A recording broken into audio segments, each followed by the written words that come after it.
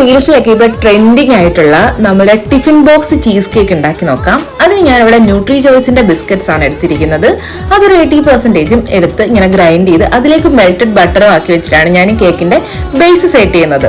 ഇനി ഇത് നമുക്ക് ഫ്രിഡ്ജിൽ സ്റ്റോർ ചെയ്യാം. അത് കഴിഞ്ഞ് ഒരു 1 hour കഴിയുമ്പോഴത്തേക്ക് നമുക്ക് ഇങ്ങനെ പാലെടുത്ത് അതിലേക്ക് ഒരു ഹാഫ് ലെമൺ സ്ക്യൂസ് ചെയ്തിട്ട് അതിൽ നിന്ന് നമുക്ക് പനീർ ഉണ്ടാക്കിയെടുക്കാം. ഇല്ലെങ്കിൽ നമുക്ക് പനീർ ഡയറക്റ്റ് വാങ്ങാം കേട്ടോ. അങ്ങനെ ആ പനീറും ഫ്രഷ് ക്രീമും പിന്നെ അതിലേക്ക് നമുക്ക് വേണ്ടുന്ന അത്ര പഞ്ചസാര, എത്ര മധുരം വേണോ അത്ര ആഡ് ചെയ്ത് അതൊന്ന് മിക്സ് ചെയ്താണ് നമുക്ക് ഇതിന്റെ സെക്കൻഡ് ലെയറിലേക്ക് ആഡ് ചെയ്ത് കൊടുക്കുന്നത്.